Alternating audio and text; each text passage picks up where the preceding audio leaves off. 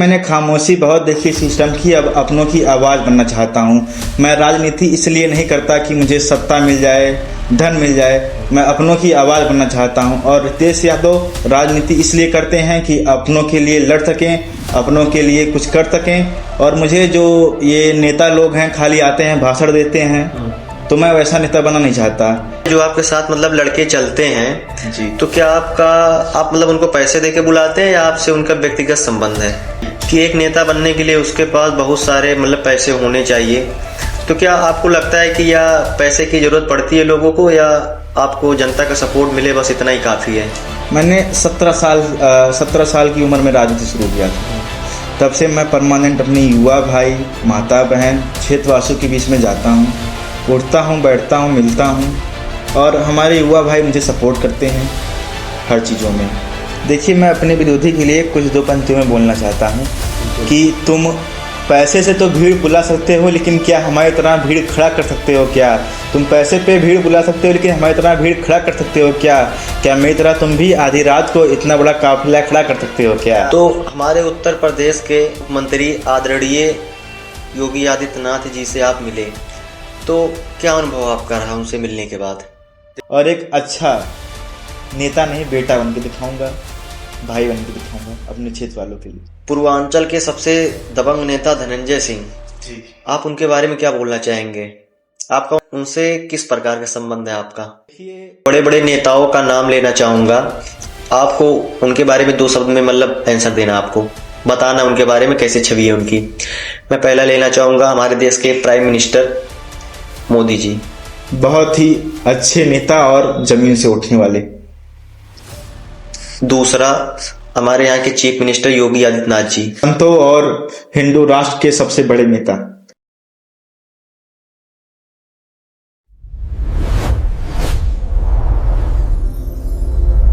तो अब फिर से आप लोगों का स्वागत है आज की इस पॉडकास्ट में। तो कैसे हैं आप लोग? आई होप कि आप लोग बहुत ही अच्छे होंगे। आज का जो मेरा पॉडकास्ट शूट होने जा रहा है रितेश यादव के साथ होने जा रहा है, जो कि भावी जिला पंचायत सदस्य हैं। तो भैया बहुत बहुत स्वागत है आज के हमारे इस पॉडकास्ट में।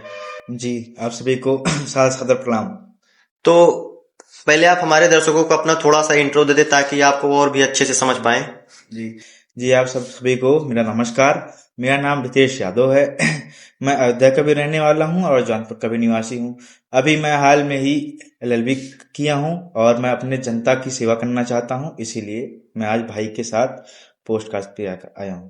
तो रितेश भाई, आपको जी, मतलब नेता बनने की प्रेरणा आपको कहाँ से मिली? देखिए, मैंने जब देखा हमारे क्षेत्र के लोग, हमारे ग्राम सभा के लोग और हमारे सभी ग्राम सभा क्षेत्रवासियों को देखा मैंने, वो सब बहुत ही तकलीफों से गुजर रहे हैं। प्रशासन सुन नहीं रहा है, नगर निगम के लोग ध्यान नहीं दे रहे हैं, और कोई भी अगर आवाज उठाना चाहता है तो उनकी कोई आवाज सुनने वाला नहीं है।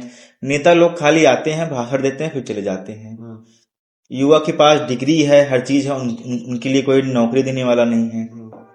देखिए, राजनीति में आने के लिए ऐसे फैसला नहीं लिया गया, बहुत सोच समझ के लिया गया है, क्योंकि मैंने अपनों का दर्द देखा है, उजड़ते हुए घर देखे हैं, तो इसी सब को लेकर राजनीति में आने का फैसला किया। आप मतलब चुनाव लड़ रहे हैं तो आप निर्दलीय लड़ेंगे, किसी पार्टी से लड़ेंगे? देखिए, अभी ये नहीं कह सकता कि निर्दलीय लड़ेंगे, किसी पार्टी से लड़ेंगे। आने वाला समय बताएगा। हमारे जो मार्गदर्शक हैं, हमारी जनता है, उन पर निर्भर करता है कि वो मुझे निर्दलीय लड़ाएंगे, तो किस तरफ लेके जाएंगे वो? जी, अगर मुझे कोई भी पार्टी टिकट देती है तो मैं पार्टी लूंगा, नहीं मैं अपने जनता के बीच में इतनी मजबूत पकड़ रखता हूं कि मैं निर्दलीय भी लड़ सकता हूं। अच्छा जी, देखिए, मैंने खामोशी बहुत देखी सिस्टम की, अब अपनों की आवाज बनना चाहता हूँ। मैं राजनीति इसलिए नहीं करता कि मुझे सत्ता मिल जाए, धन मिल जाए। मैं अपनों की आवाज बनना चाहता हूँ। और रितेश यादव राजनीति इसलिए करते हैं कि अपनों के लिए लड़ सकें, अपनों के लिए कुछ कर सकें। और मुझे जो ये नेता लोग हैं खाली आते हैं, भाषण देते हैं, तो मैं वैसा नेता बनना नहीं चाहता। रितेश यादव कभी किसी से डरे नहीं हैं और न कभी किसी से डरेंगे। आने वाले समय में अपने जनता के लिए डट के लड़ेंगे और सबके साथ लड़ेंगे, इतना कहना चाहता हूं। और मेरी जनता भी जानती है कि उनके लिए रितेश यादव क्या कर सकते हैं, तो इसीलिए मेरी जनता मुझे पसंद करती है। वो चाहती है कि मैं चुनाव लड़ूं और मैं आने वाले समय में चुनाव लड़ूंगा, लेकिन अभी ये नहीं है कि कहां से लड़ूंगा और कैसे लड़ूंगा। लेकिन मेरी जनता जब बोल देगी या जो पार्टी मुझे टिकट दे देगी, मैं उसको लेके लड़ूंगा, नहीं मैं स्वयं निर्दलीय लड़ूंगा। और मुझे भरोसा है मेरी जनता मुझे जिताएगी। जी।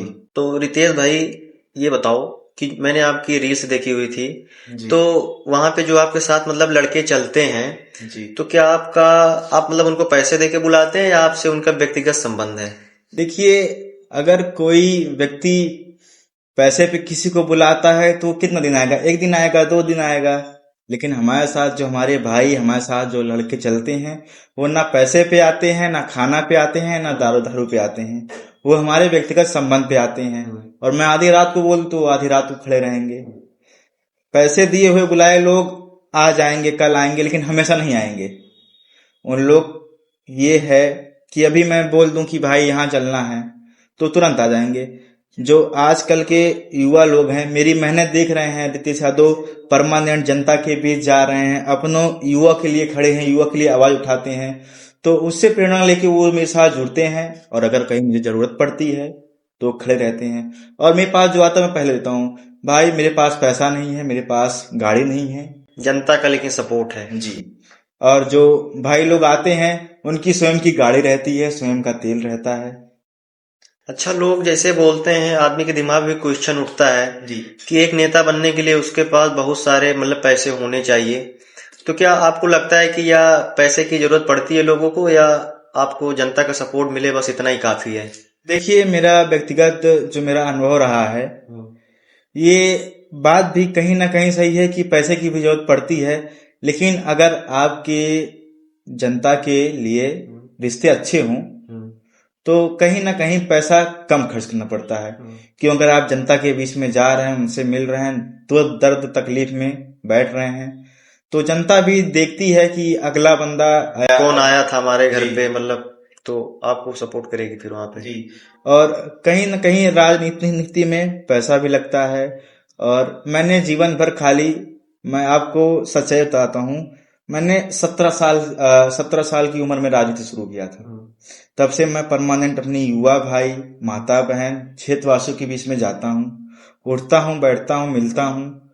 और हमारे युवा भाई मुझे सपोर्ट करते हैं हर चीजों में। देखिए, मैं अपने विरोधी के लिए कुछ दो पंक्तियों में बोलना चाहता हूँ कि तुम पैसे से तो भीड़ बुला सकते हो, लेकिन क्या हमारी तरह भीड़ खड़ा कर सकते हो क्या? तुम पैसे पे भीड़ बुला सकते हो, लेकिन हमारी तरह भीड़ खड़ा कर सकते हो क्या? क्या मेरी तरह तुम भी आधी रात को इतना बड़ा काफिला खड़ा कर सकते हो क्या? तो हमारे उत्तर प्रदेश के मुख्यमंत्री आदरणीय योगी आदित्यनाथ जी से आप मिले, तो क्या अनुभव आपका रहा उनसे मिलने के बाद? देखिए, हमारे बड़े मामा के बहुत ही करीबी सुल्तानपुर के पूर्व विधायक जी हैं, जो कि उनसे मैंने बातचीत की, वो हमको बहुत मानते भी हैं। तो उनसे मैंने कहा मुख्यमंत्री से मिलवाइए, तो उन्होंने कहा ठीक है। तो उन्हीं के साथ मैं मिलने गया था। तो जब हम गए मिलने तो उनका जनता लगता है, तो उस टाइम वो जनता दरबार में थे। उनके जो सिक्योरिटी वाले थे मुझे और आदरणीय विधायक जी को उनके ऑफिस में बैठाए। तो जब वो जनता दरबार से आए तो मुलाकात हुई। हमको आते ही पहले हमको ऊपर से नीचे तक उन्होंने देखा, तो हर चीज प्रणाम हुआ, आशीर्वाद हुआ, पैर छुआ मैंने, हर चीजें हुई। इसके बाद आदरणीय विधायक जी ने हमारा परिचय दिया कि फला फला रितेश यादव हैं, अयोध्या से हैं, कानपुर से हैं। तो बातचीत हुई। तो उन्होंने हमसे कहा किस मुद्दे पे मिलने आए हो? मैंने कहा बस आपका मार्गदर्शन चाहिए, आपका आशीर्वाद चाहिए। तो उन्होंने कहा पढ़ाई में क्या कर रहे हो? तो मैंने कहा कि एलएलबी कर रहे हैं। तो उन्होंने कहा एलएलबी ही क्यों? तब मैंने एक बहुत छोटी सी बात बोली जो उनको दिल को छू गई।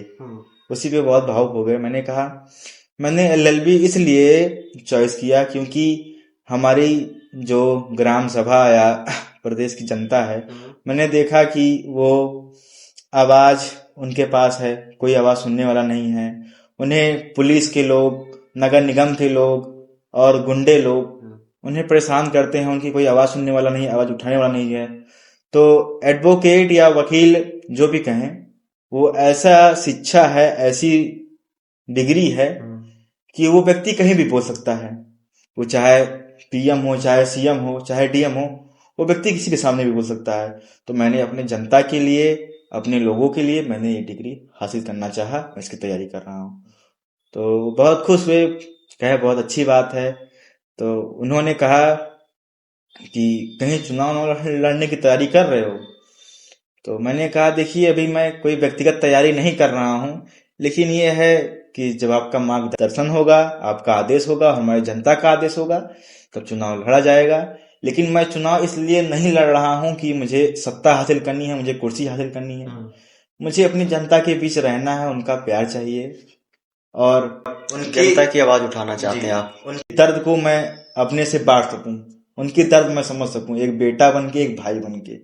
अच्छा, आप अगर मान लीजिए आपको जनता वहां पे जिता भी देती है, आप वहां से चुनाव जीत जाते हैं, तो अपने क्षेत्र में आप ऐसा क्या बदलाव लाना चाहेंगे? तो ये सबसे पहले चीजें हैं जो आज की चीजें मैंने देखी है, जो मैंने अपने ग्राम में फेस की हैं। सबसे बड़ी समस्या रोड की है। हाईवे तो बन जा रहे हैं, रोड तो मतलब जो छोटे छोटे कस्बे होते हैं, गांव हो गए, तो यहाँ सब पे ज्यादा कोई ध्यान नहीं देता है। और हमको भी लगता है कि ना कोई विधायक गांव में जाता है, बहुत कम ही। जब प्रचार होता है तभी लोग दिखाई देते हैं, उसके बाद कोई नहीं दिखता है। जी जी, व्यक्तिगत हमारे जौनपुर में गांव है, हमारे बगल ही है। वहां मैंने पता किया, वहां कम से कम वहां के लोग ये नहीं जानते कि हमारे यहाँ का जिला पंचायत सदस्य कौन है, जिला अध्यक्ष कौन है। जब मैं गया पूछा कि यहाँ के जिला अध्यक्ष कौन है, तो वहां कोई बोल रहा है भैया मुझे नहीं पता, भैया यहाँ कोई आता ही नहीं है। और वहां की स्थिति इतना खराब है कि आप वहां की रोड जाके देख लेंगे, वहां पर डे एक्सीडेंट, कहीं बच्चा की चोट, कहीं बुजुर्ग की चोट। मान लीजिए खुदा ना खास्ता ऐसा ना हो, अगर किसी की मान लीजिए तबीयत ज्यादा भी खराब हो जाए तो घर तक एम्बुलेंस नहीं जा सकता है। जी जी, बिल्कुल नहीं। तो बस यही सब बातें हैं। और मैं जीतने के बाद सबसे पहले रोड की मरम्मत करवाऊंगा, और जो और सब सेवाएं हैं अपनों के बीच में रह के, शिक्षा के लिए और सब, इससे बहुत लाभ सरकार देती है लेकिन जनता तक नहीं पहुंचती है। तो मैं उस सारे लाभ पहुंचाने की कोशिश करूंगा, और एक अच्छा नेता नहीं, बेटा बन के दिखाऊंगा, भाई बन के दिखाऊंगा अपने क्षेत्र वालों के लिए। पूरा बाजार के ब्लॉक प्रमुख शिवेंद्र सिंह जी के से आपका क्या संबंध है और उनके लिए आपके दिल में क्या छवि है? देखिए, शिवेंद्र सिंह हमारे बड़े भाई हैं, हमको हमेशा छोटे भाई की तरह प्यार करते हैं, और वो बहुत एक अच्छे ही नेता हैं। अयोध्या में सबसे कम एज के अगर कोई नेता है तो आदरणीय हमारे बड़े भाई शिवेंद्र सिंह जी हैं। और वो युवा के बीच में ज्यादातर रहते हैं, युवा की सुनते हैं, युवा की आवाज उठाते हैं। और अगर कोई व्यक्ति इतने कम उम्र में इतनी बड़ी उपलब्धि हासिल कर रहा है तो वो कोई बहुत मामूली बात नहीं है। एक बहुत बड़ा पद संभाल रहे हैं, बहुत बड़ी जिम्मेदारी निभा रहे हैं, और उनसे हमारा बहुत अच्छा संबंध है। आने वाले समय में वो पार्लियामेंट तक जाएंगे। पूर्वांचल के सबसे दबंग नेता धनंजय सिंह जी, आप उनके बारे में क्या बोलना चाहेंगे? आपका उनसे किस प्रकार का संबंध है आपका? देखिए, कहीं ना कहीं वो हमारे क्षेत्र से आते हैं और हमारे आदरणीय हैं, और हमारे मामा जी के उनसे बहुत अच्छे संबंध हैं और हमको भी बहुत मानते हैं। और जो अभी आपने दबंग यूज किया, तो देखिए दबंग कोई बनता नहीं है, उसे वहां की जनता बनाती है, वहां की प्रजा बनाती है। अगर उनके नाम के पीछे दबंग लगा है तो जनता का प्यार है, जनता का दुलार है। और मैं कहना चाहता हूं कि उनके जैसा नेता बनना बहुत बड़ी बात है। मैं कुछ बड़े बड़े नेताओं का नाम लेना चाहूंगा, आपको उनके बारे में 2 शब्द में मतलब आंसर देना, आपको बताना उनके बारे में कैसी छवि है उनकी। मैं पहला लेना चाहूंगा हमारे देश के प्राइम मिनिस्टर मोदी जी। बहुत ही अच्छे नेता और जमीन से उठने वाले। दूसरा हमारे यहाँ के चीफ मिनिस्टर योगी आदित्यनाथ जी। संतों और हिंदू राष्ट्र के सबसे बड़े नेता। तीसरा अखिलेश यादव जी। ये जान लीजिए कि युवा के सबसे पहले पसंद। उसके बाद में मायावती जी, नेताओं की सबसे बड़ी नेता। ब्रजभूषण जी के बारे में क्या ही कहें, यूपी में दबदबा था, दबदबा है, दबदबा बना रहेगा, दबदबा बना रहेगा। रितेश भाई आपका बहुत बहुत धन्यवाद जो आपने हमको अपना कीमती समय दिया। आपका भी आभार, आपने इतना प्यार से बुलाया, हमारे बातें जानी, जनता के बीच हमारा क्या राय है, क्या ओपिनियन है, और आपसे मिलके बहुत अच्छा लगा। उसके लिए बहुत बहुत धन्यवाद, बहुत बहुत शुक्रिया।